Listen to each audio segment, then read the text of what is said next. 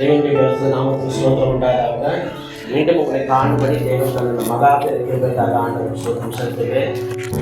இதை பார்க்கறது ரொம்ப மகிழ்ச்சியாக இருக்கிறது. மறுபடியும் உங்களை காணும்படி ஆண்டவருக்கு கிருபை தந்திருக்கிறார். என் அன்போடு அழைத்த பாஸ்டருக்காகவும் துணைவருக்காகவும் ஆண்டவரை ஸ்தோத்திக்கிறேன். கர்த்தர் தமது ஊழியத்தையும் அவர் குடும்பத்தையும் அவர் செய்கிற வேலையும் ஆசீர்வதித்து பெருமை பண்ணுவார். அல்லேலூயா, அல்லேலூயா. ஜெபிப்போம்.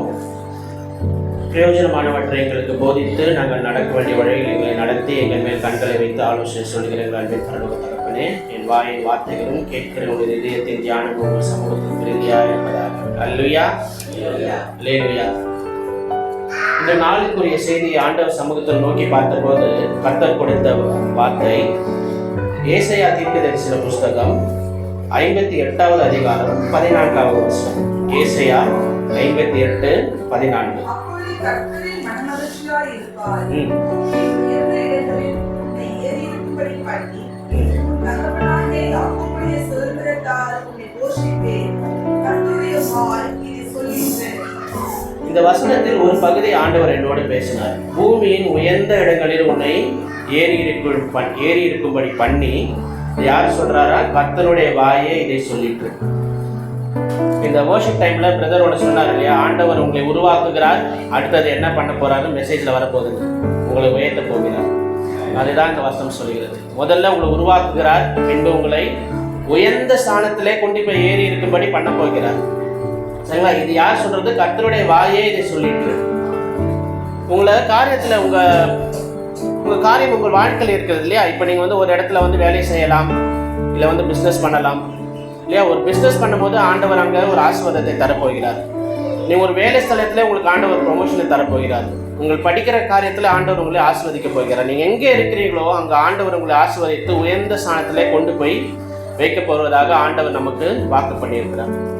ஜோஷுவா சாட்சி சொன்னார் இல்லையா, +1 இருந்து மார்க்கை காட்டிலும் இப்போ காலேஜில் அவரை உயர்த்தி வைத்திருக்கிறாங்க. அதே போல் ஒவ்வொருவரையும் ஆண்டவர் உயர்த்தி வைக்க போகிறார். சரிங்களா? அந்த வசனத்தினால இந்த செய்தியை நல்லா கேளுங்க. ஆண்டவர் பெரிய உயர்வை உங்கள் வாழ்க்கையில் தரப்போகிறார். நீங்கள் இருக்கிற நிலைமையில இருந்து ஆண்டவர் பெரிய இடத்துல உங்களை கொண்டு போய் வைக்கிறார். என் வாழ்க்கை இது தானா, நான் இப்படியே தான் இருப்பேனா, இங்கே தான் தேங்கி இருப்பேனா அப்படின்னு நீங்கள் ஒருபோதும் நினைக்க வேண்டாம். ஆண்டவர் உங்களை உயர்ந்த ஸ்தானத்திலே கொண்டு போய் வைக்க சுத்தமாக இருக்கிறார். சரிங்களா? இப்போ பாருங்க, வேதத்தில் எந்த ஒரு ஆசீர்வாதமும் ஒரு நிபந்தனை இல்லாமல் இருக்காது. இதுதான் அடிப்படை. உங்களுக்கு எந்த ஒரு ஆசீர்வாதத்தை ஆண்டவர் சொன்னாலும் அதுக்கு ஒரு நிபந்தனையை ஆண்டவர் சொல்வார். அந்த நிபந்தனை நீங்கள் சரியாக செய்யும் போது நீங்கள் கேட்காமலே இந்த ஆசீர்வாதம் உங்கள் வாழ்க்கையில் வரும். இப்போ பாருங்க, ஒரு வசனம் எடுத்துக்காட்டாக இப்போ எபிரேயர் 13:5 நமக்கு எல்லாம் தெரிஞ்சது. அங்கே நம்ம என்ன சொல்லுவோம்? நான் உன்னை விலகுவதும் இல்லை, உன்னை கைவிடுவதும் இல்லை என்று அவர் சொல்லியிருக்கிறார். அந்த வசனத்தை நீங்கள் படிச்சீங்கன்னா பாருங்க, எபிரேயர் 13:5.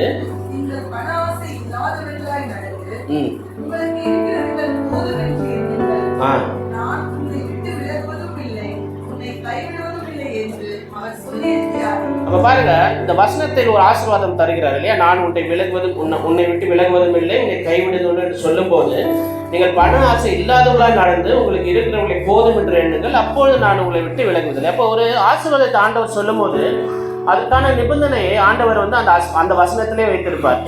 இல்லாட்டி அது முன்னாடி இருக்கிற வசனத்துல வைப்பார், இல்லை அந்த அதிகாரத்தில் வைப்பார், இல்லை அந்த புஸ்தகத்தில் வைப்பார்.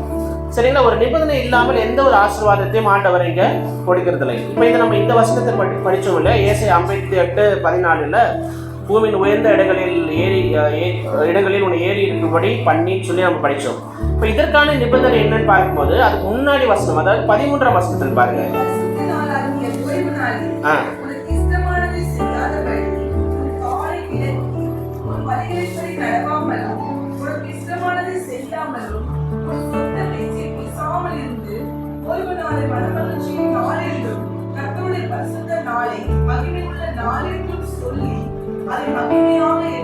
அதை மகிமையாக எண்ணுவாயானால் அப்போது கர்த்தரில் மனமகிழ்ச்சியாக இருப்பாய், பூமியின் உயர்ந்த இடங்களில் உன்னை ஏறி இருக்கும் பண்ணுகிறார்.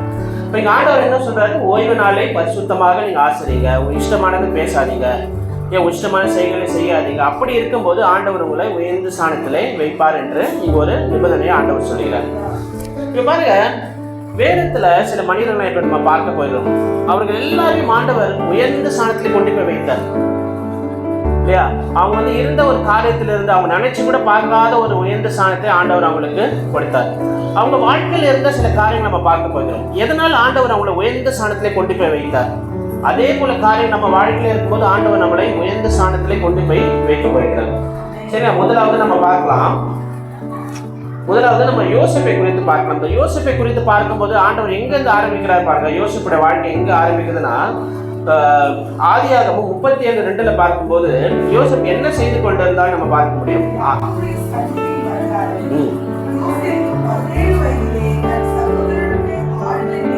என்ன பண்ணியிருந்தாரு? 17 வயசுல ஆடுகளை மேய்த்து கொண்டிருந்தார். இதுதான் யோசேப்புடைய நிலைமை.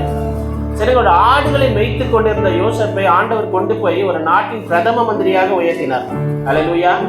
அதே உயர்வை தான் நீங்க தரப்போறாங்க. நீங்க இப்ப நினைக்கலாம், என் வாழ்க்கையில ஒண்ணுமே இல்லையே, எனக்கு ஆசீர்வாதம் இல்லையே, நான் இப்படியே இருந்து கொண்டே இருக்கிறேன், வாழ்க்கையில உயர்வே இல்லைன்னு நினைக்கலாம். ஆனா ஆண்டவர் யோசேப்புக்கு ஒரு காரியத்தை பண்ணார். ஆடு மேய்த்து கொண்டிருந்த யோசேப்பு என்ன பண்ணாரு? ஒரு நாட்டுக்கு பிரதம மந்திரியாக மாற்றினார். அதோட அவர் சொந்த நாடுகள் இல்லை, கானான் தேசத்திலிருந்து எகிப்து நாட்டுக்கு போனார். அந்த அந்நிய தேசத்துல அவரை உயர்த்தி வைத்தார். புரியுங்களா? இப்போ பாருங்க, நம்ம வந்து இப்போ ஒரு வாட்டி காங்கிரஸ் ஜெயிச்சும் போது கூட சோனியா காந்தி இருந்தாங்க இல்லையா? அவங்க இத்தாலிய தேசத்தோட நாட்டை சேர்ந்தவர்கள். அவங்கள வந்து இந்த நாட்டில் வந்து அவங்க பிரதமர் ஆக்க முடியாதுன்னு ஒரு சட்டம் இருந்தது. அன்னைக்கு பாருங்க, யோசேப்பு அந்நிய தேசத்துல இருந்தான். கானான் தேசத்திலிருந்து அவன் வந்து எகிப்து தேசத்துக்கு போய் அங்கே பிரதம மந்திரியாக உயர்த்தி ஆண்டவர் வைத்தார். அவருடைய வாழ்க்கையில் இருந்தது என்ன? எதனால ஆண்டவர் அவரை இந்த அளவுக்கு அவரை உயர்த்தினார்? சரிங்களா? அப்படி ஒரு காரியத்தை நம்ம பார்க்கலாம். திருப்பிக் கொள்ளுங்கள். ஆதியாகமம் 39ஆம் அதிகாரம் 7-9 எடுக்கப்படுங்க. ஆதியாகமம் 39 7-9.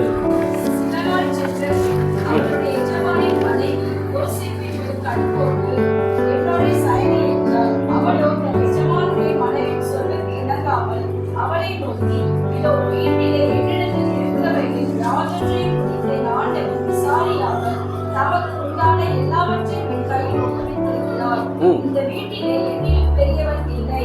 நீ அவருடைய மனைவியாய் இருக்கிறபடியால் உன்னை தவிர வேறொன்றையும் அவர் எனக்கு விலக்கி வைக்கவில்லை. இப்படி இருக்க நான் இத்தனை பெரிய பொல்லாங்குக்கு உடன்பட்டு தேவனுக்கு விரோதமாய் பாவம் செய்வது எப்படி என்றார். இப்ப பாருங்க, இங்க ஒரு காரியம் நடக்கிறது. எகிப்து தேசத்துல போத்திபார்னு ஒரு மனிதன் இருக்கிறான். அவனுக்கு ஏராளமான செல்வங்கள் இருக்குது. இப்போ யோசேப்பை வந்து அது எல்லாத்துக்கும் அதிகாரியாக வைக்கிறார். ஏன்னா யோசேப்பு எது செய்தாலும் அது நன்மையாக முடிகிறது, ஒரு ஆசீர்வாதமாக முடிகிறது. ஆனால் அவனுக்கு எல்லா காரியங்களையும் யோசேப்பை வந்து அவனை தான் வந்து அதிகாரியாக அங்கே வைக்கிறார். இந்த போத்திபாரின் மனைவி யோசேப்பையோட அன்னி தினமும் என்னோட சயனி இல்லையா, என்னோட தப்பு பண்ணு அப்படின்னு சொல்லி அவனுக்கு வற்புறுத்தும் போது யோசேப்பாக நிறைய வாய்ப்புகள் இருந்தது. அவனை தட்டி கேட்க ஆள் இல்லை இல்லையா, அவன் வந்து தப்பாக நடந்தாலும் அவனை வந்து பார்க்கறதுக்கு ஆள் இல்லை. அப்படி இருந்தாலும் யோசேப்பு அங்கே என்ன சொல்கிறாருன்னா, நான் இத்தனை பெரிய பொல்லாப்புக்கு உடன்பட்டு தேவனுக்கு விரோதமாய் பாவம் செய்வது எப்படி?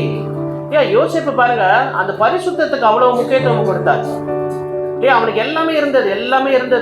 ஏன் அந்த வீட்டில் வந்து அவனுக்கு அதிகாரம் இருந்தது. ஆனாலும் அவனுக்கு முக்கியத்துவம் வைரமாக பார்க்கப்பட்டதுனால் பரிசுத்தம்.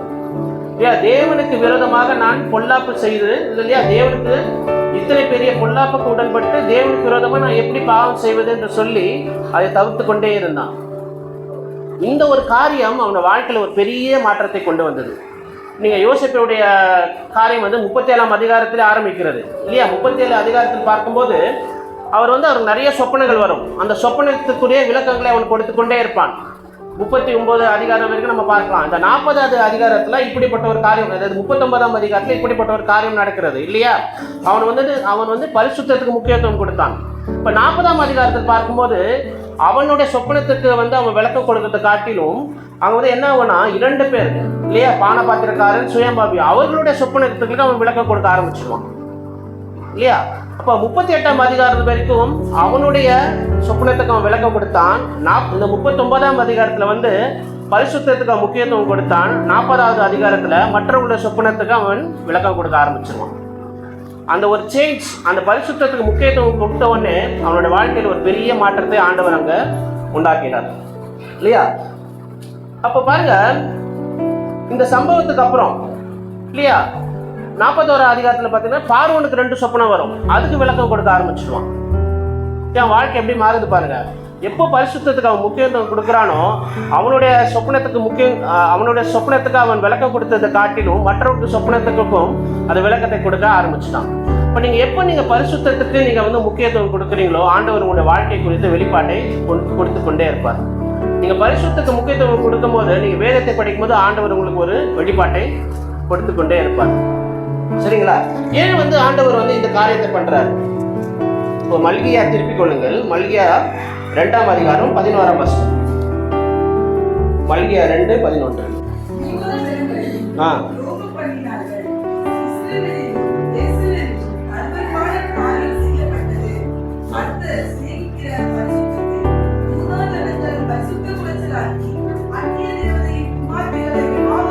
இந்த வசனம் சொல்லுகிறது கர்த்தர் சிநேகிக்கிற பரிசுத்தத்தை. இப்ப கர்த்தர் எதை சிநேகிக்கிறார்? பரிசுத்தத்தை சிநேகிக்கிறார். அப்ப அந்த பரிசுத்தம் உங்களுக்குள்ள இருக்கும் போது ஆண்டவர் உங்களை சிநேகிக்கிறார், உங்களுக்கு ஒரு வெளிப்பாடுகளை தருகிறார் இல்லையா? அப்ப கர்த்தர் சிநேகிக்கிற பரிசுத்தம் உங்களுக்குள்ள இருக்கும் போது உங்களை ஆண்டவர் சிநேகிக்கிறார். அல்லேலூயா. அப்ப பாருங்க, இந்த சம்பவத்துக்கு பிறகு அவனுக்கு தேவ ஞானம், அபிஷேகம், வரம் அவன் மேல ஊற்றப்பட்டது இல்லையா? மற்றவர்களுடைய சொப்பனத்தை அவன் அர்த்தங்களை சொல்லக்கூடிய ஒரு வல்லமையை ஆண்டவர் அவனுக்கு தருகிறார். எதனாலனா யோசேப்பு பரிசுத்தத்துக்கு முக்கியத்துவம் கொடுத்தார். புரியுதுங்களா? எப்போ உங்கள் வாழ்க்கையில நீங்க பரிசுத்தத்துக்கு முக்கியத்துவம் கொடுக்குறீங்களோ அப்போ ஆண்டவர் உங்களை உயர்த்தி கொண்டே போவார். அதுதான் நிபந்தனை. நீங்க இந்த பரிசுத்தத்துக்கு முக்கியத்துவம் கொடுத்து உங்கள் வாழ்க்கையில பரிசுத்தத்தை முக்கியமான நீங்க கருதும் போது ஆண்டவர் உங்கள் வாழ்க்கையில் எல்லாவற்றையும் ஆசீர்வதிப்பார், உங்களை உயர்த்தி கொண்டே போவார். பாருங்க, ஆதியாகமம் 41ஆம் அதிகாரம் 15ஆம் வசனத்திலிருந்து படிங்க. 41:18. இதுல என்னன்னா, நான் இங்க என்ன சொன்ன வரேன்னா, உங்களுக்கு ஒரு ரகசியத்தை சொல்றேன். உங்க வாழ்க்கையில நீங்க முன்னேறணும், அதாவது உங்களை ஆண்டவர் உங்களை வாழ்க்கையில ஆசீர்வதிக்கணும், உங்களை உயர்ந்த இடத்துல வைக்கணும்னா நான் உங்களுக்கு ஒரு ரகசியத்தை சொல்றேன். இந்த வசனத்தை படிங்க, அப்போ உங்களுக்கு புரியும். நான் 41:15 படிங்க.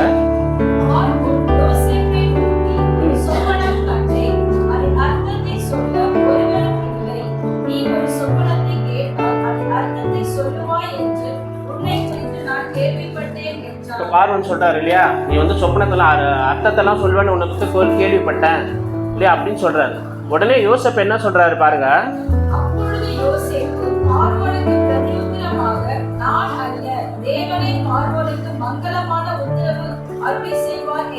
என்ன சொல்றாரு?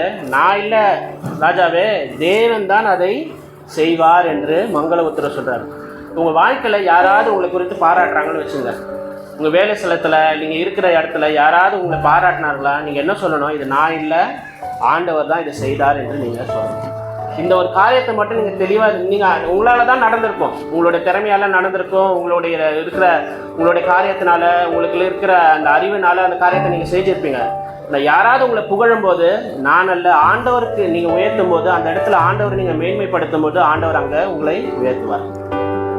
நீங்கள் வேலை சட்டத்திலும் சரி, நீங்கள் படிக்கிற இடத்துலையும் சரி, நீங்கள் ஒரு காரியத்தை பண்ணி ஆண்டவர் உங்களை புகழும் போது நீங்கள் உங்களை மறைத்து கொண்டு ஆண்டவர் அங்கே வெளிப்படுத்துங்க. ஆண்டவர் உங்களை இன்னும் அதிகமாக உயர்த்துவார். இந்த ஒரு ரகசியத்தை மட்டும் உங்கள் வாழ்க்கையில் புரிந்து கொள்ளுங்க. நம்ம அடுத்த காரியத்தெல்லாம் பார்க்கும்போது இதே காரியம் தான் நடக்கும். ஆண்டவர் உயர்த்தின எல்லா மனிதர்களும் பார்க்கும்போது அவங்கள மறைத்துக் கொள்வார்கள், அவங்களை புகழும் போது அவங்களை மறைத்து கொண்டு ஆண்டவரை உயர்த்துவார்கள். இப்போ என்ன நடக்கும்? உங்கள் வாழ்க்கையில் ஆண்டவரை நீங்கள் கனம் பண்ணும்போது ஆண்டவர் மறுபடியும் உங்களை அதிகமாக உயர்த்துவார், ஆண்டவர் உங்களை கனம் பண்ணுவார். சரிங்களா? இந்த ரகசியத்தை மட்டும் நீங்கள் புரிந்து கொள்ளுங்க. இப்போ பாருங்க, மோசே சொல்றாரு உபாகமம் 8:17, என் சாமர்த்தியமும் என் கைபலனும் இந்த ஐஸ்வர்யத்தை எனக்கு சம்பாதித்தது என்று நீ உன் இருதயத்தில் சொல்லிக் கொள்ளாமலும் இருக்க எச்சரிக்கையா இருந்து. இல்லை, என் சாமர்த்தியம் என் கைபலன் இந்த ஐஸ்வர்யத்தை எனக்கு சம்பாதித்தது என்று நீ உன் இதயத்தில் சொல்லிக் கொள்ளாத. இல்லையா? அதுல ரொம்ப எச்சரிக்கையா இரு. இல்லையா? இது கொடுத்தது யாரு? ஆண்டவர். இல்லையா? அவர் தான் என்னை உயர்த்தி வைத்தார், அவர் தான் எனக்கு இந்த ஐஸ்வர்யத்தை கொடுக்கிறார், அவர் தான் சம்பாதிக்கிற பலனை கொடுக்கிறார். இல்லையா? அப்படின்னு நீங்கள் சொல்லும்போது அங்கே நீங்கள் இன்னும் அதிகமாக கனம் பண்ணப்படுவீர்கள், ஆண்டவர் உங்களை உயர்த்தி வைப்பார். சரிங்களா? இந்த ஒரு காரியத்தில் நீங்கள் தெளிவாக இருங்க. உங்களை யாராவது புகழும் போது, நீங்கள் செய்த காரியத்தை அவங்களுக்கு போற்றும் போது நீங்கள் சொல்லுங்கள், இது நான் இல்லை, என்னோட திறமை இல்லை, இது செய்தது ஆண்டவர் அப்படின்னு ஒரு காரியத்தை நீங்கள் சொல்லும்போது ஆண்டவர் கண்டிப்பாக உயர்த்துவார். இப்போ திரும்பி வாங்க, ஆதியாகமம் 41 பார்க்கலாம். 38ஆம் வசனத்தில் பாருங்க, இதுக்கப்புறம் என்ன நடக்குது. ஆதியாகமம் 41:38.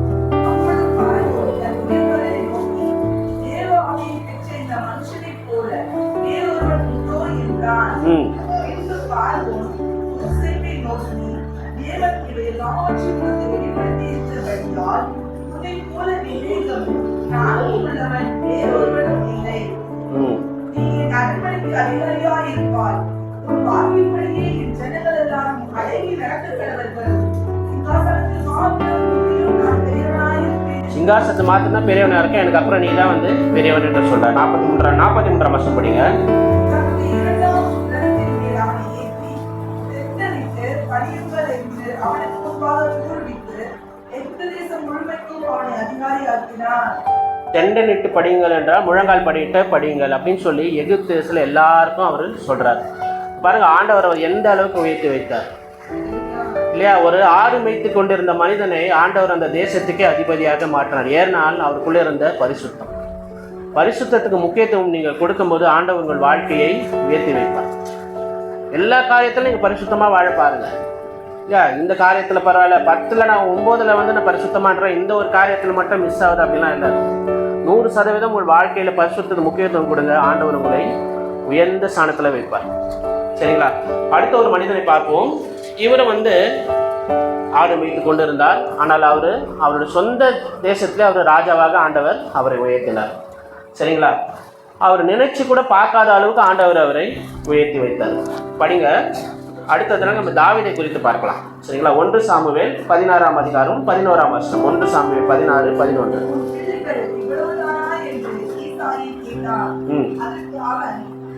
எல்லாருக்கும் இளையவன் ஒருவன் இருக்கிறான், அவன் ஆடுகளை மேய்த்துக் கொண்டிருக்கிறான் என்றான். அப்பொழுது சாமுவேல் ஈசாயை நோக்கி ஆள் அனுப்பி அவனை அழைப்பி அவன் இங்கே வரட்டும், நான் கண்டிருக்க மாட்டேன் என்றான். பாருங்க, சாமுவேல் வந்து ஈசாயின் இடத்தில் வரான். ஆண்டவர் வந்து சாமுவேலுக்கு ஒரு கட்டளை கொடுத்திருந்தார். அதாவது ஒரு காரியத்தை சொல்லியிருந்தார், ஈசா வீட்டுக்கு போ, அங்க இருக்கிற பிள்ளைகளை ஒருவனை நான் ராஜாவாக அபிஷேகம் பண்ண போகிறேன் என்று சொல்றாரு இல்லையா? அங்க ஈசா வீட்டுக்கு போகும்போது இங்க பாருங்க, ஈசா வந்து அவருக்கு வந்து 8 குமாரர்கள், 7 குமாரர்களை கொண்டு வந்து சாமுவேலுக்கு முன்பாக நிறுத்துகிறார். ஆனால் ஆண்டவர் இதில் யாரும் இல்லைன்னு எல்லாரும் ரிஜெக்ட் பண்றாங்க. இந்த ஈசா தாவீதை ஒரு பொருட்டாக கூட எண்ணலை. 7 பேரை தான் கொண்டு வர்றாரு. அவனை வந்து ஒரு பொருட்டாக கூட அவர் தகப்பனே அவரை எண்ணலை. ஆனால் சாமுவேல் கேட்ட, இன்னும் உனக்கு மகன் இருக்கான்னு. ஆமாம், அவன் ஆடு மேய்ச்சி கொண்டு இருக்கிறான், அவனை போய் கூட்டு வாப்பான்றார். பாருங்க, அவன் எந்த நிலைமையில இருந்திருக்கான்ல. அவங்க வீட்டில் வந்து அந்த முதல் 3 குமாரர்கள் வந்து நல்ல கவர்மெண்ட் ஆஃபீஸில் இருக்காங்க, இராணுவத்தில் வந்து நல்ல வேலையில் இருக்காங்க. மீதி 4 பேரும் நல்ல வேலையை பார்த்து கொண்டு இருக்கிறாங்க. இந்த கடைசி மகனாகிய தாவீது ஆடுகளை மேய்த்து கொண்டு அவனை தகப்பனால கூட ஒரு பொருட்டாக எண்ணப்படாத ஒரு சூழ்நிலை இருக்கிறது. அப்போ நான் தாவீதை நம்ம நினைக்கும் போது நமக்கு என்ன ஞாபகம் வரும்? கோலியாத்தோட சம்பவம் தான் ஞாபகம் வரும் இல்லையா? கோலியாத்து மூலமாக ஆண்டவர் அவரை உயர்த்தினார் என்று. கோலியாத்தை அந்த வென்ற காரியத்தின் மூலமாக தாவீது வந்து பிரபலமானான். ஆனால் அதற்கு முன்னாடியே ஆண்டவர் அவரை உயர்த்தி ராஜாவுக்கு முன்பாக நிற்க வைத்தார். பாருங்க, அதே அதிகாரத்தில் 13ஆம் வசனம் படிங்க.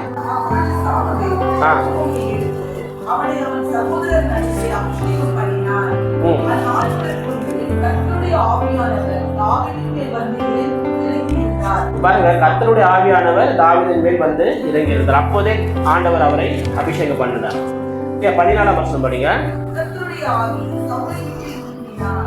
கர்த்தரால் வரவிடப்பட்ட ஒரு பொல்லாத ஆவி அவனை கலங்க பண்ணி கொண்டிருந்தது.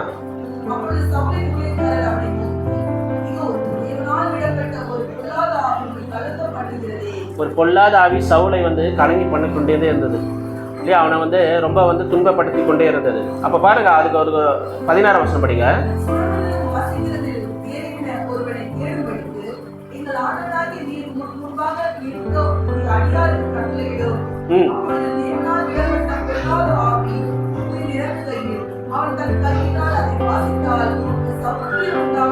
இவருக்கு ஒரு ஆலோசனை சொல்றாங்க. என்ன சொல்றாங்க? சுரமண்டலம் வாசிக்கிற தேரின ஒருவனை தேடுங்க, அவன் வந்து வாசிச்சா உங்களுக்குள்ள இருக்கிற அந்த பொல்லாத ஆவி நீங்கிவிடும் சொல்றாங்க. இப்போ அந்த சவுலுக்கு வந்து இது நலமாகப்பட்டது. அதுதான் சவுல் 17ஆம் அதிகார வசனத்தை பார்க்கும்போது சவுல் தன் ஊழியக்காரனை பார்த்து, நன்றாய் வாசிக்கத்தக்க ஒருவனை தேடி என்னிடத்தில் கொண்டு வாருங்கள் என்றான். அப்ப 18ஆம் வசனம் படிங்க.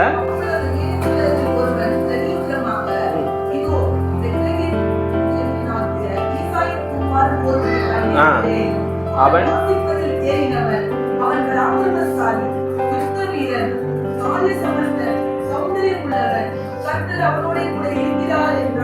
பாருங்க, இது சொன்னவனே அந்த வேலைக்காரன் ஒருவன் சொல்லுகிறான் இல்லையா, ஈசாயின் குமாரன் ஒருவனை கண்டிருக்கிறேன். அவன் முதல்ல என்னது? வாசிப்பதில் தேறினவன். அவங்க வாசிக்கிறத அவங்க வந்து பார்த்துருக்காங்க.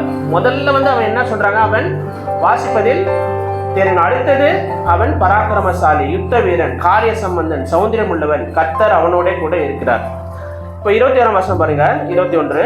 அப்படியே தாவீது அவனிடத்தில் வந்து அவனை நின்றான். அப்ப பாருங்க, இங்க வந்து ராஜாவுக்கு முன்பாக வந்து தாவீது நிற்கிறார். ஆண்டவர் அங்கே அவரை வைத்து வைத்தார். ராஜாவுக்கு முன்பாக இந்த ஆடு மேய்க்கிற தாவீதை கொண்டு வந்து நிறுத்துகிறார்கள். இல்லையா? நம்ம இப்போ நினச்சி பாருங்க, நம்மளை கொண்டு போய் மோடிக்கு முன்னாடி நிறுத்துறாங்கன்னு வச்சுங்க. இல்லையா? இவன் வந்து திறமைசாலி அப்படின்னு சொல்லி உங்களை கொண்டு போய் மோடிக்கு முன்னாடி நிற்கிற மாதிரி இங்கே தாவீதை கொண்டு போய் என்ன பண்ணுறாங்க, இந்த ராஜாவுக்கு முன்பாடி நிற்க வைக்கிறாங்க. இவனுக்குள்ளே இருந்த ஸ்பெஷாலிட்டி என்ன? இல்லையா? நம்ம வந்து யோசேப்பை குறித்து பார்த்தோம். அவன் வந்து பரிசுத்தத்துக்கு முக்கியத்துவம் கொடுத்தார். இப்போ தாவீது குறித்து பார்க்கும்போது இங்கே முதலாவது அங்கே சொல்கிறார் என்னதுன்னா, அவன் வாசிப்பதில் தேறினவன். வாசிப்பதில் தேறினவன் என்றான்னா ஆண்டவரை ஆராதனை செய்வது. சரியா? இவன் ஆடுகளை மேய்த்து கொண்டிருந்தாலும் ஒரு பக்கத்தில் என்ன பண்ணுறான், ஆண்டவரை துதித்து கொண்டே ஆராதித்து கொண்டே இருக்கிறான். இல்லையா? இப்போ நம்ம வந்து என்ன பண்ணணும், இவனோட ஸ்பெஷாலிட்டி என்னன்னு பார்க்கும்போது கோலியாத்தை கொன்றதில்ல, இவன் வாசிப்பதில் தேறினவன், அதாவது ஆண்டவரை ஆராதிக்க கற்றுக்கொண்டிருந்தான். இல்லையா? இப்போ நம்ம வந்து சண்டே வரோம் மட்டும் வந்துட்டு இங்கே ஆராதனை பண்ணிட்டு போகிறதில்ல. ஒவ்வொரு நாளும் உங்களுடைய வாழ்க்கையில் உங்கள் குடும்பத்தோடு ஆண்டவரை ஆராதிக்க வேண்டும், அவருக்கு நன்றி சொல்ல வேண்டும். உங்கள் இதயத்திலேருந்து ஆழத்திலேருந்து ஆண்டவரை நீங்கள் துதிக்க வேண்டும். ஆண்டவருக்கு தாவீதுக்கு இருந்த ஒரு தகுதியே, அவர் ஸ்பெஷாலிட்டி என்னன்னு பார்த்தீங்கன்னா, கர்த்தரை எப்போதும் அவர் துதித்து கொண்டே இருப்பார். இப்போ நீங்கள் கர்த்தரை மட்டும் நீங்கள் எப்போதும் துதித்து கொண்டே இருந்து உங்கள் உள்ளத்தில் ஆண்டவரை நீங்கள் வந்து ஸ்தோத்திரம் பண்ணிக்கொண்டே இருங்க, ஆண்டவர் உங்களை உயர்த்தி வைப்பார். சரிங்களா? இதுதான் இடைவிடாமல் ஆண்டவரை வந்து ஆராதிக்கிற ஒரு அனுபவம் தாவீதுக்குள்ளே இருந்தது. இப்போ தாவீது ஒரு சங்கீதத்தில் ஒரு வசனத்தை சொல்வார் பாருங்க. சங்கீதம் 34:1 படிங்க. அதை சங்கீதம் 34:1.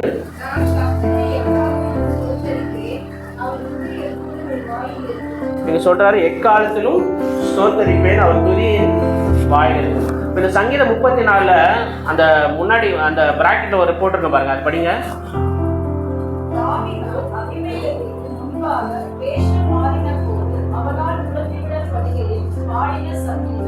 பாருங்க, உயிருக்கு பயந்து ஓடுகிறான் தாவீது.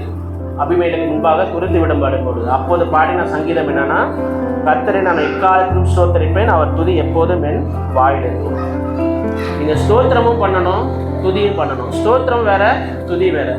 இப்படி ஆண்டவர் நீங்க எப்போ ஸ்தோத்தரிப்பீங்கன்னா, ஆண்டவரின் வாழ்க்கையில் செய்த நன்மைகளை நீங்க நினைச்சு ஆண்டவரை ஸ்தோத்தரிக்கணும்.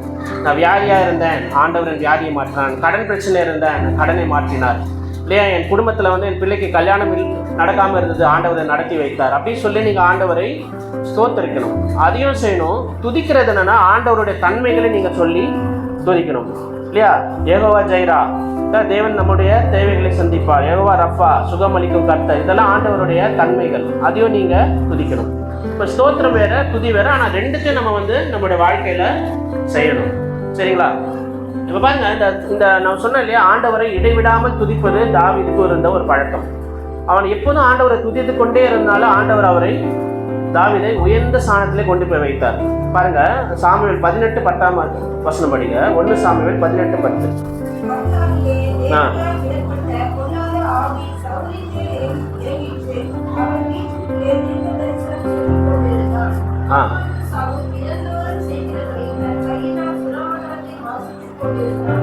பாருங்க, அப்பொழுது தாவீது தினந்தோறும் செய்கிறபடி, அவனுடைய ஹேபிட் என்னன்னா, தினந்தோறும் சுரமண்டலத்தை வாசிக்கிறான், அதாவது ஆண்டவரை ஆராதனை செய்கிறான்.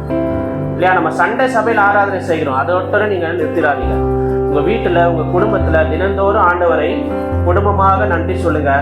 இல்லையா? அந்த நாள் முழுவதும் ஆண்டவர் செய்த நன்மைகளாக எண்ணி அவரை துதிங்க. ஒரு சின்ன காரியம் இருந்தாலும் கூட ஆண்டவருக்கு நன்றிகளை செலுத்துங்க. இல்லையா? டெய்லி இந்த வர்ஷிப் பண்ணுற ஒரு அனுபவம் இருக்கணும், தாவீதுக்கு இருந்தது போல. இப்போ இந்த தாவீது பாருங்க, பழைய ஏற்பாட்டிலே பிசாசுகளை துரத்தின ஒரு ஊழியக்காரர் யாருன்னா அந்த தாவீது தான். இல்லையா? சவுலுக்குள் இருந்த அசுத்தாவியை அவர் வந்து ஆண்டவரை ஆராதனை செய்யும் போது அவனை விட்டு விலகினது. இந்த பிசாசுகளை துரத்துகிற இந்த ஊழியத்தை மோசையும் செய்யல, எலியா செய்யல, எலிசா செய்யல. இந்த பிசாசுகளை துரத்துகிற ஊழியத்தை பழைய ஏற்பாட்டிலே செய்தது தாவீது மட்டும்தான். இப்போ புதிய ஏற்பாட்டில் பார்க்கும்போது தான் பிசாசுகளை துரத்துகிற வல்லமையை ஆண்டவர் நமக்கு கொடுத்திருந்தார். ஆனால் பழைய ஏற்பாட்டில் பிசாசுகளை துரத்துகிற ஊழியத்தை செய்தது தாவீது மட்டும்தான். ஒரு ஆண்டவரை ஆராதனை செய்யும் போது சவுலுக்குள்ள இருந்த அந்த அசுத்த ஆவி வந்து நீங்கிற்று என்று பார்க்கிறோம். அப்போ இங்கேயும் பாருங்க, தாவீது நான் சொன்னேன் இல்லையா, ஒரு சீக்ரெட்டு, நீங்க ஆண்டவரை வந்து உங்களை யாராவது புகழும் போது ஆண்டவரை முன்னிறுத்துங்க அப்படின்னு சொல்லி நான் சொன்னேன் இல்லையா. இப்போ இங்க வசனத்தை பாருங்க, தாவீது இங்க என்ன சொல்றாருன்னா 1 சாமுவேல் 17:37 பாருங்க. 1 சாமுவேல் 17:37. இன்னும் தாவீது, என்னை சிங்கத்தின் கைக்கும் கரடியின் கைக்கும் தப்புவித்த கர்த்தர் இந்த பெலிஸ்தருடைய கைக்கும் தப்புவிப்பார் என்றான். இப்போ பாருங்க, கோலியாத்து கூட இங்க ஒரு சண்டை நடக்குது. இப்போ தாவீது சொல்றாரு, இந்த பெலிஸ்தியன் வந்து ஆண்டவருக்கு முன்பாக இவன் எம்மாத்திரம் இல்லையா, நான் வந்து ஒரு வாட்டி சிங்கம் வந்தது அதனை கையால் கிழிச்சு போட்டேன், ஒரு கரடி வந்தது அதையும் நான் கொன்று போட்டேன் அப்படின்னு சொல்றான். அப்போ வந்து சொல்லிட்டு சொல்றான். அப்போ வந்து சவுல் சொல்றாரு, அப்போ நீ போப்பான்னு சொல்றாரு. அப்போ இவங்க சொல்றான், தாவீது இதோட என்னுடைய பலத்தில் இல்லை இல்லையா, நான் என்னோட பலத்தினால சிங்கத்தை கிழிக்கல, சிங்கத்தை கரடியை வந்து துரத்தல, என்னை சிங்கத்தின் கைக்கும் கரடியின் கைக்கும் தப்புவித்த கர்த்தர் இந்த பெலிஸ்தனுடைய கைக்கும் தப்புவிப்பார் இல்லையா. என்னோட பலத்தால நான் செய்யல, இது செய்தது யாரு? கர்த்தர் என்று ஆண்டவர் அங்கே உயர்த்தும் போது பாருங்க, சவுல் தாவீதை பார்த்து இப்போ கர்த்தர் உன்னோட கூட இருப்பாராக என்றான். ஏன் நம்ம எந்த ஒரு காரியத்தை செய்தாலும், எந்த ஒரு காரியத்தை செய்து மற்றவங்க நம்ம புகழ்ந்தாலும் நாங்கள் வந்து நம்ம என்ன பண்ணணும்? ஆண்டவரை உயர்த்த வேண்டும். இதோட என்னுடைய திறமை இல்லை, என்னோட பலம் இல்லை, இது செய்தது கர்த்தர் என்று நம்ம வந்து அங்கே நம்ம செய்யும்போது, அங்கே ஆண்டவரை உயர்த்தும் போது ஆண்டவர் இன்னும் உங்களை மகிமைப்படுத்துவார், இன்னும் உயர்ந்த ஸ்தானத்திலே கொண்டு போய் வைப்பார். சில நேரத்தில் நமக்கு வந்து சூழ்நிலை அப்படி அமைஞ்சிரும் இல்லையா. இவங்க கர்த்தரை பற்றி சொன்னால் இவங்க என்ன நினச்சிப்பாங்க. சில பேர் நம்ம புகழும் போது ஆண்டவர் தாங்க இதை செய்தால் சொல்கிறதுக்கு நம்ம வந்து சில நேரத்தில் கூச்சப்படுவோம். ஆனால் நீங்கள் தைரியமாக சொல்லி பாருங்கள், ஆண்டவர் இன்னும் உங்களை உயர்ந்த ஸ்தானத்திலே கொண்டு போய் வைப்பார். இப்போ பாருங்க, அதே 1 சாமுவேல் 19ஆம் அதிகாரம் 8-9 வசனம் படிங்க. மறுபடியும் ஒரு யுத்தம் உண்டாயிற்று. பெலிஸ்தரோட யுத்தம் பண்ணி அவர்களுக்குள் மகா சங்காரம் பண்ணினதினால் அவர்கள் அவனுக்கு முன்பாக முன்னோடி போனார்கள். கர்த்தரால் விடப்பட்ட பொல்லாத ஆவி சவுலின் மேல் வந்தது. அவன் தன் வீட்டில் உட்கார்ந்து தன் வீட்டை கையில் பிடித்துக் கொண்டிருந்தான். தாவீது தன் கையினாலே சுழற்பட்டு மண்டலம் வாசித்தார். பாருங்க, மறுபடியும் யுத்தம் வருகிறது. இங்க என்ன பண்றாரு? பெலிஸ்தரை மகா சங்காரம் பண்றாராம். அந்த யுத்தத்தை பண்ணியிருக்க வேண்டியது யாரு பார்க்க போனா சவுல் பண்ணியிருக்கணும். ஆனால் தாவீது என்ன பண்றாரு? மகா சங்காரம் பண்ணி அந்த பெலிஸ்தர்களை அழித்து விட்டு அடுத்தது என்ன பண்றாராம்? 9ஆம் வசனத்தை கையிலே சுரமண்டலத்தை வாசித்தான் என்று சொல்றது இல்லையா. இப்போ நீங்க உங்க வாழ்க்கையில யுத்தம் வராம இருக்காது, கண்டிப்பா யுத்தம் வரும், பிரச்சனை வரும், போராட்டம் வரும்.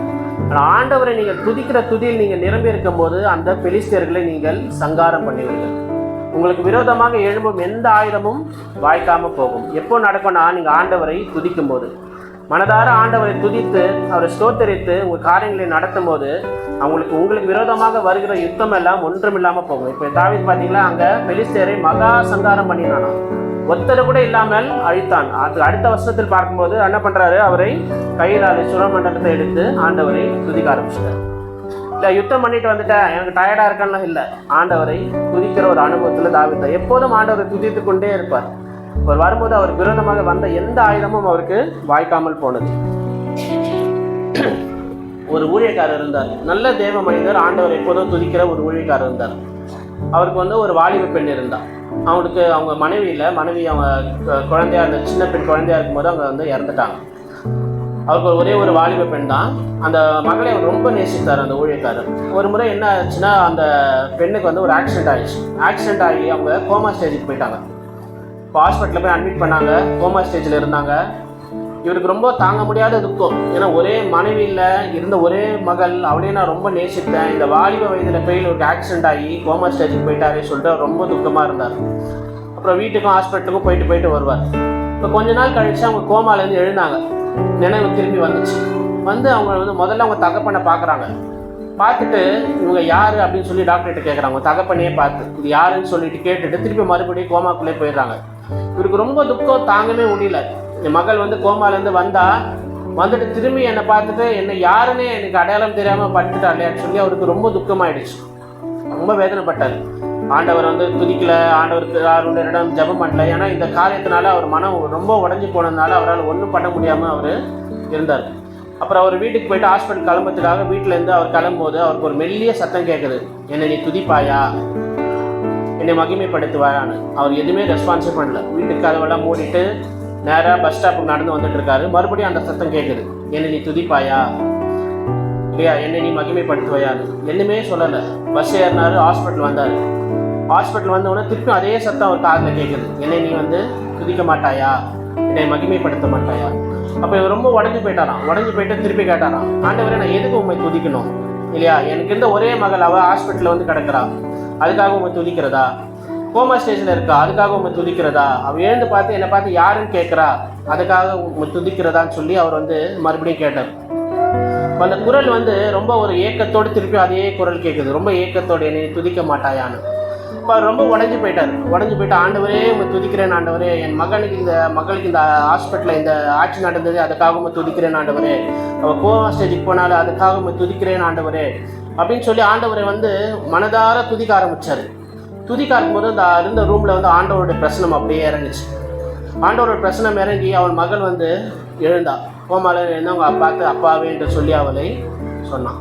இப்போ பாருங்கள், ஆண்டவரை நீங்கள் துதிக்கும் போது, மனதார துதிக்கும் போது, நம்ம சந்தோஷமாக இருக்கிற நேரத்தில் மட்டும் இல்லை, நம்ம சோகமாக இருக்கிற நேரத்தில், நமக்கு ஒரு துக்கிற நேரத்தில் ஆண்டவர் நீங்கள் மனதார துதிங்க, ஆண்டவர் அந்த காரியத்தை மாற்றி சரிங்களா.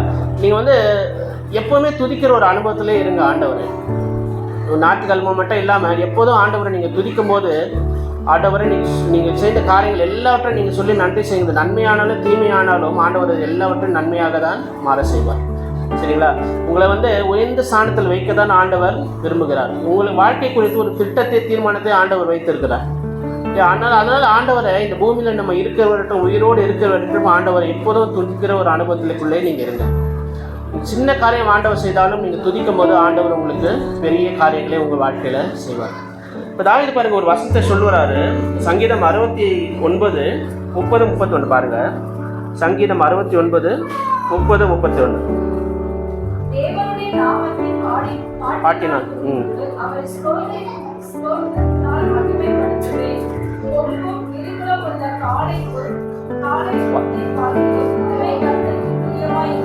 தேவனுடைய நாமத்தை பாட்டினால் துதித்து அவரை ஸ்தோத்திரத்தினாலே மகிமைப்படுத்தினேன். இப்போ என்ன சொல்றாருன்னா, உங்க வாய் அவரை துதிக்கிற ஸ்தோத்திரத்தினாலும் பாட்டினாலும் நிரம்பி இருக்கணும். இல்லை தேவையில்லாத காரியத்தை பேசிக்கொண்டு, தேவையில்லாத பேச்சை பேசிக்கொண்டு இல்லாமல் என்ன பண்ணணும்னா, உங்க வாய் துதிக்கிற ஸ்தோத்திரத்தினாலும் பாட்டினாலும் எப்போதும் நிரம்பி இருக்கணும் சரிங்களா. வேறு காரியத்தில் நீங்கள் கவனம் செலுத்தாதீங்க. ஆண்டவரை துதிங்க, நல்லா துதிங்க, மனதார துதிங்க. அவர் செய்த அற்புதங்கள், அவர் செய்த அதிசயங்கள் இல்லையா, அவர் செய்த நன்மைகள் எல்லாவற்றையும் நீங்கள் ஆண்டவரை நல்ல ஸ்தோத்திரம் பண்ணீங்க. அப்போது இந்த பூமிக்குரிய வாழ்விலே உங்களை உயர்த்துவார். உங்களை ஆவிக்குரிய காரியத்திலும் ஆண்டவர் உங்களை உயர்த்தி வைப்பார். அல்லேலூயா, அல்லேலூயா. இப்போ யோசேப்பை குறித்து பார்க்கும்போது அவருடைய ஸ்பெஷாலிட்டி என்னன்னு பார்த்தோம், பரிசுத்தம். தாவீதை குறித்து பார்க்கும்போது ஆராதனை இல்லையா, எப்போதும் அவரை ஆண்டவரை துதிக்கிற ஒரு காரியத்தை பார்த்தோம். அடுத்ததாக ஒரு மனிதரை பார்க்கலாம். இவரும் ஒரு சாதாரண கைதியாக அந்த தேசத்துக்கு கொண்டு போகப்பட்டார். ஆனால் ஆண்டவரை படிப்படியாக உயர்த்தி கொண்டு பெரிய ஒரு இடத்தை கொண்டு போய் அவரை வைத்தார். படிக்கலாமா? தானியேல் 1ஆம் அதிகாரம் 1 வசனம். தானியேல் 1:1.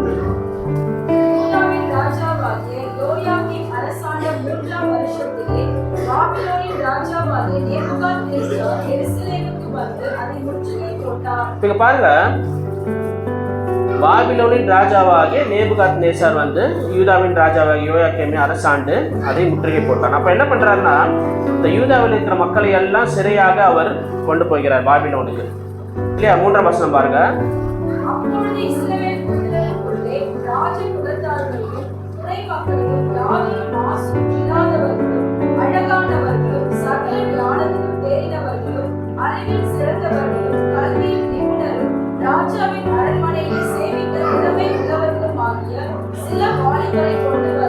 இந்த வாலிபன் ஒருவர் தான் தானியேல் இல்லையா. இன்னும் சொல்ல போனால் இவர் அடிமையாக கொண்டு போகப்படுகிறார் அந்த தேசத்துக்கு. இல்லை ஒரு கைதியாக, அடிமையாக அங்க கொண்டு போகப்படுகிறார். இப்போ நம்ம யோசேப்பை குறித்து பார்க்கும்போது அவருக்கு ஸ்பெஷாலிட்டி என்னன்னு பார்த்தோம், பரிசுத்தம் இல்லையா. தாவீதை குறித்து பார்க்கும்போது ஆராதனை. இந்த தானியேலை குறித்து பார்க்கும்போது அவருடைய ஸ்பெஷாலிட்டி என்னன்னா ஜெபம். அவர் வாழ்க்கை ஃபுல்லாக ஜெபம் தான் இருக்கும், எப்போதும் ஜெபம் பண்ணி கொண்டே இருப்பார். பாருங்க, தானியேல் 2ஆம் அதிகாரம் 17ஆம் வசனம் பாருங்க. தானியேல் 2:17.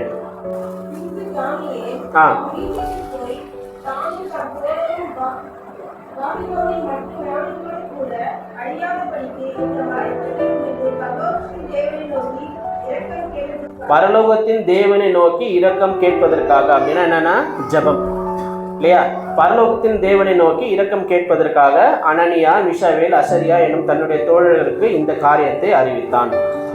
இப்போ இங்க என்ன நடக்குதுன்னா, நேபுகாத்நேச்சாருக்கு ஒரு சொப்பனம் காண்கிறான் இல்லையா? அப்போ யோசேப்பு காரியத்தில் பார்க்கும்போது இந்த பார்வோன் வந்து சொப்பனத்தை சொல்லி அதை அர்த்தம் கேட்பார். இங்க நேபுகாத்நேச்சார் என்ன பண்ணணும், சொப்பனத்தை சொல்ல மாட்டேன், சொப்பனத்தை நீங்க சொல்லுங்க, அர்த்தத்தை நீங்க சொல்லுங்கன்னு இல்லையா? பாருங்க, இப்போ உங்களுக்கு ஒரு ரகசியம் நான் சொன்னேன் இல்லையா, ஆண்டவரை மகிமைப்படுத்துங்க. இந்த இந்த சம்பவத்தில் பாருங்க, 27ஆம் வசனம் பாருங்க. அதே தானியேல் ராஜ சமூகத்தில் பிரதியுத்தரமாக ராஜா கேட்கிற மறைபொருளை ராஜாவுக்கு தெரிவிக்க ஞானிகளாலும் ஜோசியராலும் சாஸ்திரிகளாலும் குறி சொல்லுகிறவர்களாலும் கூடாது. இந்த அவனுடைய ராஜ்யத்துல ஞானிகள் இருந்தாங்க, ஜோசியர் இருந்தாங்க இல்லையா, சாஸ்திரிகள் இருந்தாங்க, குறி சொல்லுறவங்களும் எல்லாரும் இருந்தாங்க. ஆனால் இங்கே சொல்றாரு அவங்களால ஒன்றும் செய்ய முடியாது. யார் செய்ய முடியும்? நான் செய்ய மாட்டேன். அடுத்த வசனம் பாருங்க. மறைபொருள்களை வெளிப்படுத்துகிற பரலோகத்தில் இருக்கிற தேவன் கடைசி நாட்களில் சம்பவிப்பதை ராஜாவாகிய நேபுகாத்நேச்சாருக்கு தெரிவித்திருக்கிறார். பாருங்க, மறைப்பொருளை வெளிப்படுத்துறதுல பரலோகத்தில் இருக்கிற தேவன் தான் இதை உங்களுக்கு சொல்றாரு. எவ்வளவு அழகா சொல்றாருல. இப்போ ராஜா அவனை கூப்பிட்றாரு, எங்கேயோ கைதியா இருக்கிறவனை கூப்பிட்டு நீ என் சம்பளத்தை சொல்லுப்பா, உனக்கு இந்த திறமை இருக்குன்னு எனக்கு தெரியும். இல்லை ராஜா நான் சொல்லுவேன் ராஜா அப்படின்னா சொல்லலை. மறைப்பொருளை வெளிப்படுத்துகிற தேவனால மாத்திரம்தான் இது சொல்ல முடியும்னு சொல்லி அங்கே ஆண்டவர் தானியேல் தெய்வனை உயர்த்துகிறார். ராஜாக்கு முன்பாக அங்கே உயர்த்துகிறார்.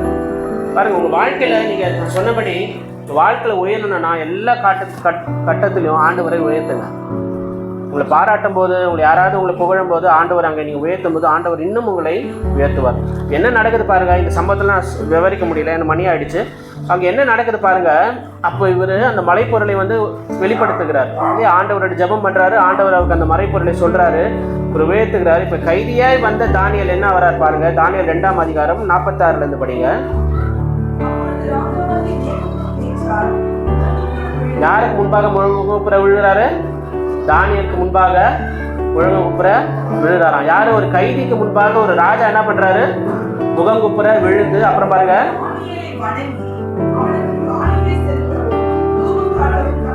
அவரை தெய்வமாக மாற்றிட்டாரு. முகங்குப்புற விழுறாரு, அவர் காணிக்க செலுத்துறாரு இல்லையா, அவர் தூபம் காட்டுறாரு. அவனை என்ன பண்றாரு? தெய்வ ஸ்தானத்துல கொண்டு போய் வச்சுட்டாரு இந்த ராஜா. யாரு? சாதாரணமா வந்த கைதி இல்லையா? அப்ப 47ஆம் வசனம் பாருங்க.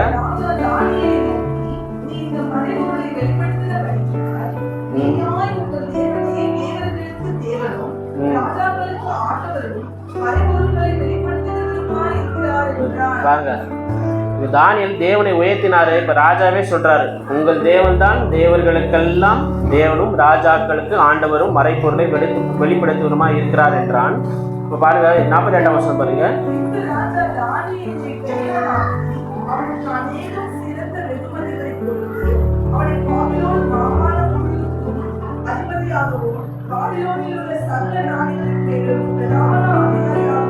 உயர்ந்த ஸ்தானத்துல கொண்டு போய் வச்சிட்டாரு. ராஜாவுக்கு அடுத்தபடி யாரு? ஒரு கைதியாக கொண்டு போகப்பட்ட தானியேலை அந்த ராஜ்யத்திலே உயர்ந்த ஸ்தானத்துல கொண்டு போய் வைத்து அவனை தேவனாக இல்லையா, ஒரு தெய்வமாகவே அவர் மாற்றி விட்டார். எதனாலன்னா தானியேலுக்குள்ள இருந்த அந்த ஜெபஜீவியம் இல்லையா, ஆண்டவரை எப்போதும் ஜெபிக்கிற ஒரு அனுபவம் தானியேலுக்குள்ள இருந்தது. அதுதான் அவரோட ஸ்பெஷாலிட்டி. தானியேல் வந்து ஒரு சின்சியர் ப்ரேயர் வாரியர். நம்ம வந்து நமக்கு ஒரு தேவைக்காக போய் ஜெபிப்போம். நாளைக்கு இன்டர்வியூ போனோம், உடனே இன்னைக்கு வந்து ஃபாஸ்டிங் போட்டு ஜெபம் பண்ணு. நாளைக்கு ஒரு காரியம் நடக்கணும், உடனே இன்னைக்கு ஜெபம் பண்ணு. அப்படிலாம் இல்லை. தானியேல் எப்போதும் வந்து ஜெபிச்சு கொண்டே இருப்பார் இல்லையா? இப்போ தானியேல் 5ஆம் அதிகாரத்தில் இங்கே வந்து நேபுகாத்நேச்சார் பிறகு பெல்ஷாத்சார் வராரு. இவர் வந்து நேபுகாத்நேச்சாரோட மகன். இவர் என்ன சொல்றாரு பாருங்க, தானியேல் 5ஆம் அதிகாரம் 29ஆம் வசனத்தில். தானியேல் 5:29.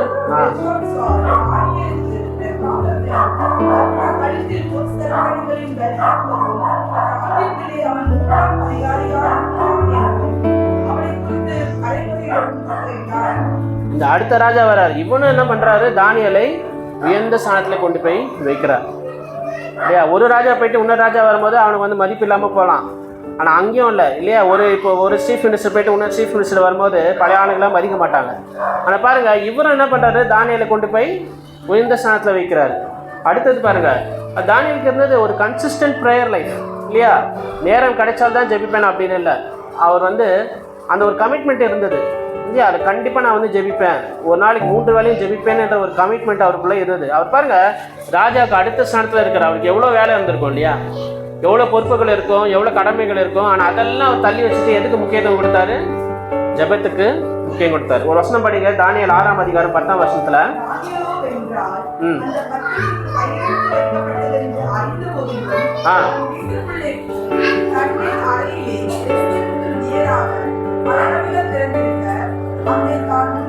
அங்கே தான் முன்பு செய்து வந்தபடியே, அவர் செய்கிறபடியே இல்லையா.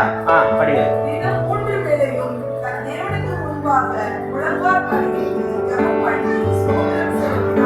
அங்கே நான் முன்பு செய்து வந்தபடியே, தினமும் செய்கிறபடியே என்ன பண்றாரு, 3 வேளையும் தேவனுக்கு முன்பாக முழங்கால் படியிட்டு இல்லையா, முழங்கால் படியிட்டு ஜெபம் பண்ணி ஸ்தோத்திரம் செலுத்தினான். இங்க எங்க இந்த சம்பவம் என்ன நடக்குது, இங்க என்ன நடக்குது இல்லையா பாருங்க. இந்த சம்பவத்தின் பின்னணி என்ன, முதல் 2 வசனம் படிங்க, அதே அதிகாரத்தில் முதல் 2 வசனம்.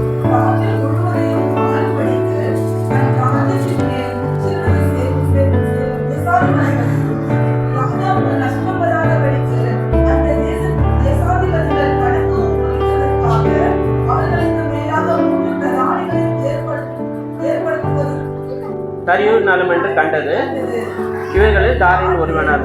இந்த ராஜா என்ன பண்றாரு, 120 தேசாதிபதிகள், சொல்லப்போனால் ஒரு 120 சீஃப் மினிஸ்டர்ஸ் அந்த தேசத்துல, அவர்களுக்கு மேல 3 பிரதானிகள், உங்க கணக்கெல்லாம் ஒப்புவிக்கிறதுக்கு 3 பிரதானிகள் இல்லையா, 120 பேர், அவர்கள் மேல 3 பிரதானிகள். அந்த பிரதானிகள் ஒருவனாக தானியேல் இருந்தான்.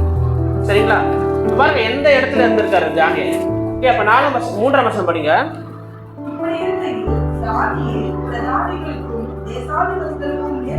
அந்த 3 பேர்லயே தானியேல் பெஸ்டா இருந்தாரு.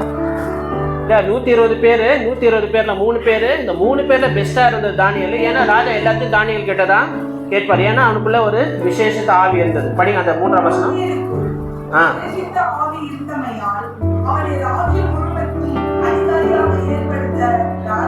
ராஜா நினைக்கிறார், உனக்குள்ள விசேஷத்த ஆவி இருக்கு, 120 பேர், இந்த 3 பேருக்கு அதுக்கும் மேல தானியேலை நம்ம உயர்த்தணும்னு ராஜா நினைக்கிறார்.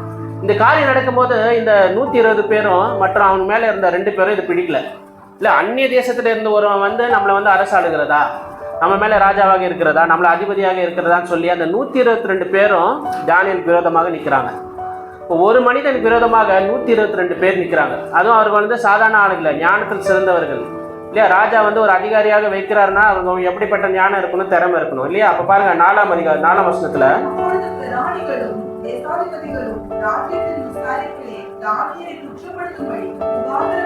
அவனை எப்படியாவது குற்றம் படுத்தும்படி, அவன் வேலையில ஏதாவது தப்பு கண்டுபிடிக்கணும்னு முகாதம் தேடுகிறார்களாம். ஆனா பாருங்க என்ன ஆச்சு,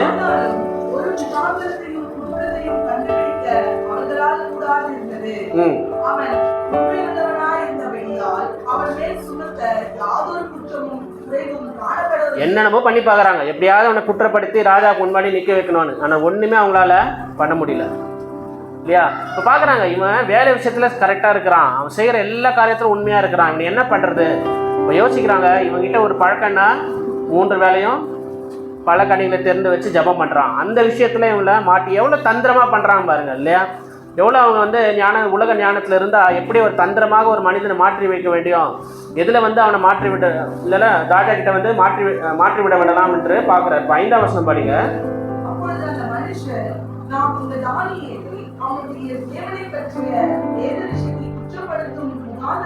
இப்போ தேவனை பற்றிய தேவ விஷயத்தில் குற்றப்படுத்தும், இவனை ஒன்றும் பண்ண முடியாது. அவனோட தேவனை பற்றிய தேவ விஷயத்தில் மட்டும்தான் அவனை குற்றப்படுத்த முடியும் அப்படின்னு சொல்லி 7ஆம் வசனம் படிங்க.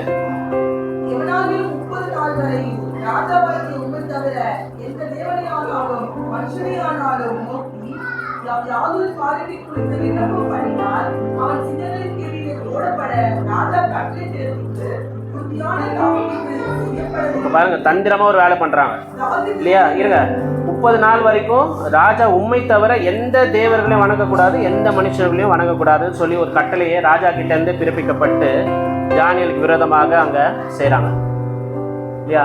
எவ்வளோ இந்த 122 பேரும் தந்திரமாக இந்த காரியத்தை செய்கிறாங்க. தானியேலை தேவனை வணங்குற இந்த விஷயத்தில் அவனை குற்றப்படுத்தணும்னு.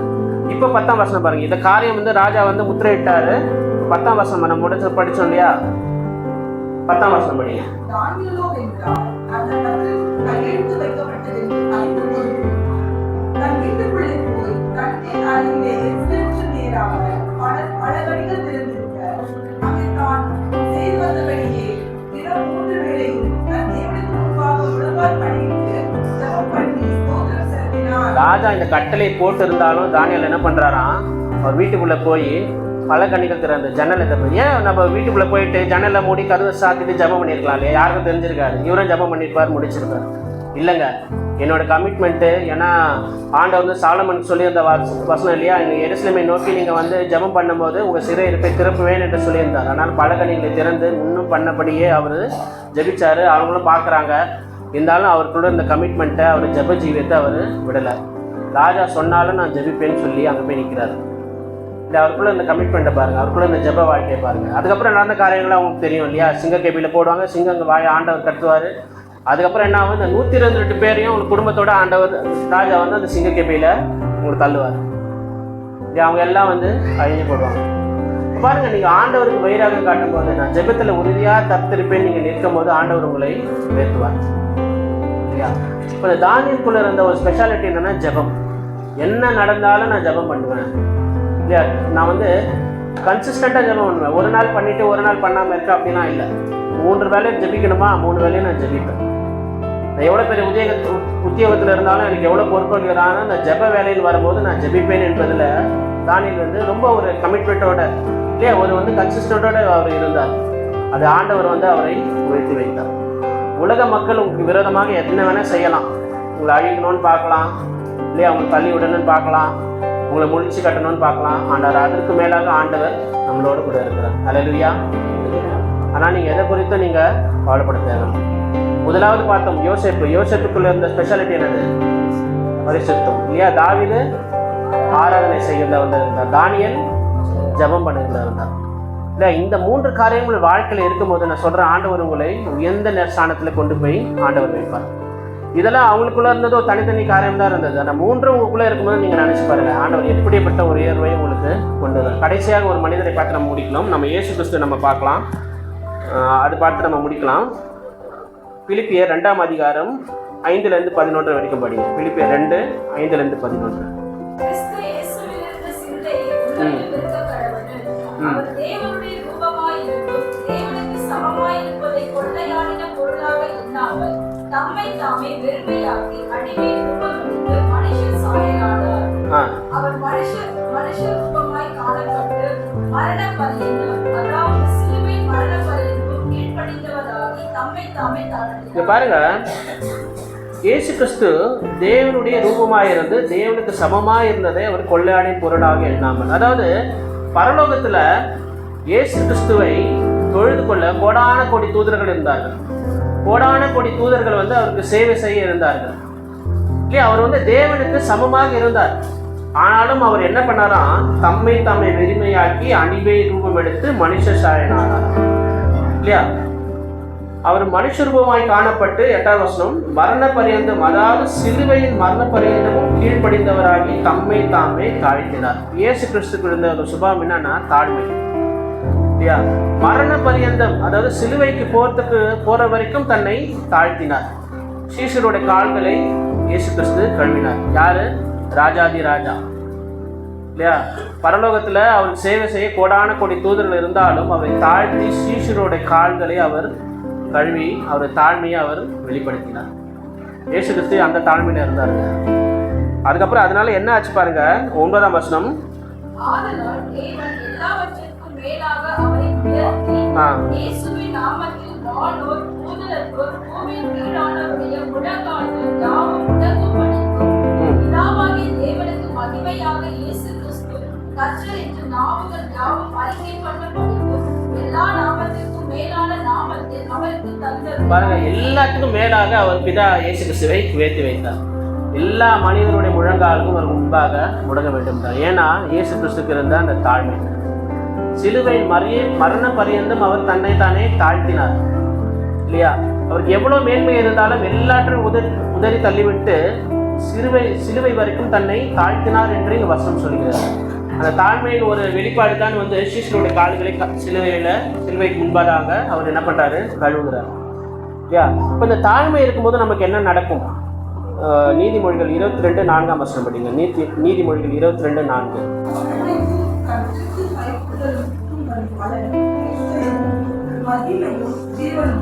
தாழ்மைக்கும் கர்த்தருக்கு பயப்படுதலுக்கும். நீங்கள் தாழ்மையாக இருந்து கர்த்தருக்கு பயப்படுத்தீங்கன்னா உங்களுக்கு என்ன வருமா? முதல்ல ஐஸ்வர்யம், உங்களை ஆண்டவர் உங்களை ஆசீர்வதிப்பார். ரெண்டாவது மகிமை, உங்களை மேன்மைப்படுத்துவார், எல்லாருக்கும் முன்பாக மேன்மையாக வைப்பார். ரெண்டாவது நீடிய ஜீவனை உங்களுக்கு, நீடிய நாட்களை உங்களுக்கு ஆண்டவர் தருகிறார்.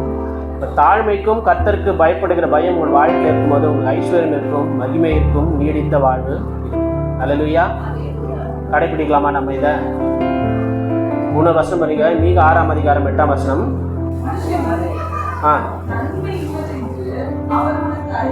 நன்மை என்னது என்று உங்களுக்கு அறிவித்திருக்கிறார். அதுதான் இந்த வேத வசனம் இல்லையா? அதை உங்களுக்கு அறிவிச்சு இருக்கிறாரு.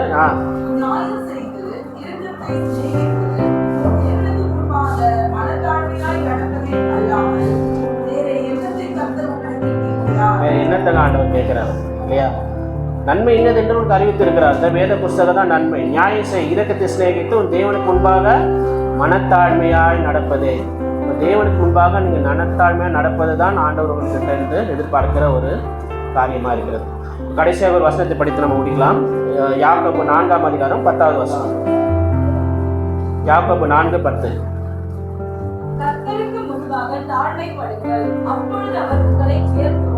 அல்லேலூயா.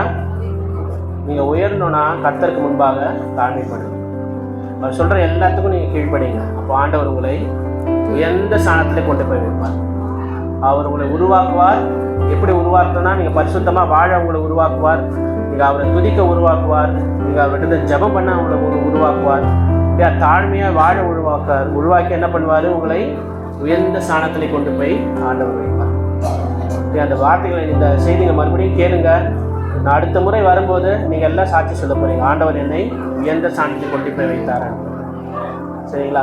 அடுத்த முறை வரும்போது நீங்கள் எல்லாம் சாட்சி சொல்ல போகிறீங்க. இந்த காரியங்களை உங்கள் வாழ்க்கையில் நீங்கள் கடைப்பிடிங்க. பரிசுத்தத்துக்கு முக்கியத்துவம் கொடுங்க, ஜபத்துக்கு முக்கியத்துவம் கொடுங்க, பரிசுத்தமாக வாழணும்னு நினைங்க. ஆண்டவர் எப்போதும் ஆராதிங்க. கர்த்தருக்கு முன்பாக மனத்தாழ்மையாக நடங்க. ஆண்டவர் உங்களுக்கு எந்த ஸ்தானத்தை கொண்டு போய் வைப்பார். அல்லேலூயா. கர்த்தர் தமது வார்த்தைகளை ஆசீர்வதிப்பாராக. நம்ம ஜெபிப்போம். ஸ்தோத்திரம் ஆண்டவரே, ஸ்தோத்திரம் ஸ்தோத்திரம் ஆண்டவரே. எங்களோடு நீங்கள் ஆண்டவரை பேசுறதுக்காக நன்றி அப்பா. ஆண்டவரை இங்கே வந்திருக்கிற ஒவ்வொரு மக்களையும், ஒவ்வொரு குடும்பத்தையும் ஆண்டவரை நீங்கள் உயர்த்த சித்தமாக இருக்கிறீர்களப்பா. ஆண்டவரே, அவர்களை உருவாக்கி நீங்கள் உயர்த்த ஆண்டவரை சித்தமாக இருப்பதற்காக உங்களுக்கு ஸ்தோத்திரம் ஆண்டவரே. ஆண்டவரே, வசனத்தின் மூலமாக நீங்கள் எங்களோட பேசுறதுக்காக நன்றி அப்பா. ஆண்டவரே, தேவனை யோசிப்புக்கிற இந்த பரிசுத்தம் ஆண்டவரே எங்களுக்குள்ளே இருக்கட்டும் ஆண்டவரே. ஆண்டவரே, தாவீதுக்கு இருந்த அந்த ஆராதனை ஜீவியம் ஆண்டவரே எப்போதும் துதிக்கிற ஆண்டவரே துதியின் வல்லமை ஆண்டவரே எங்களுக்குள்ளே இருக்கட்டும் அப்பா. தானியேலுக்கு இருந்த அந்த ஜெப ஜீவியம் ஆண்டவரே ஒவ்வொருவர்களும் கடந்து இருக்கட்டும் ஆண்டாக. கடைசியாக இயேசு கிறிஸ்துவுக்கு இருந்த அந்த தாழ்மை ஆண்டவரை கர்த்தருக்கு முன்பாக ஆண்டவரை தாழ்மைப்படுங்கள், அப்போது அவரை உங்களை உயர்த்துவார் என்ற வருஷத்தின்படி ஆண்டவரை உங்கள் முன்பாகங்களை தாழ்த்துகிறோம். முழுமையாக எங்களை அர்ப்பணிக்கிறோம். ஒவ்வொருவரையும் ஆசீர்வதிங்க. வந்திருக்கிற ஒவ்வொருவர் மேலும் உடைய கரம் ஆண்டவரை குடும்பங்கள் மீதும் ஆண்டவரே ஆண்டவரை மகிமையுடைய வல்லமை இருக்கட்டும். ஆண்டவரை எடுத்து பயன்படுத்துங்க. ஒவ்வொருவரும் எடுத்து பயன்படுத்துங்க. மீண்டும் இந்த நேரத்தில் கருத்தில் ஒப்புவிக்கிறோம். இயேசு கிறிஸ்து மாறாத நாமத்தில் ஜெபிக்கிறோம். ஜீவனுள்ள பரவதற்கு ஆமென்.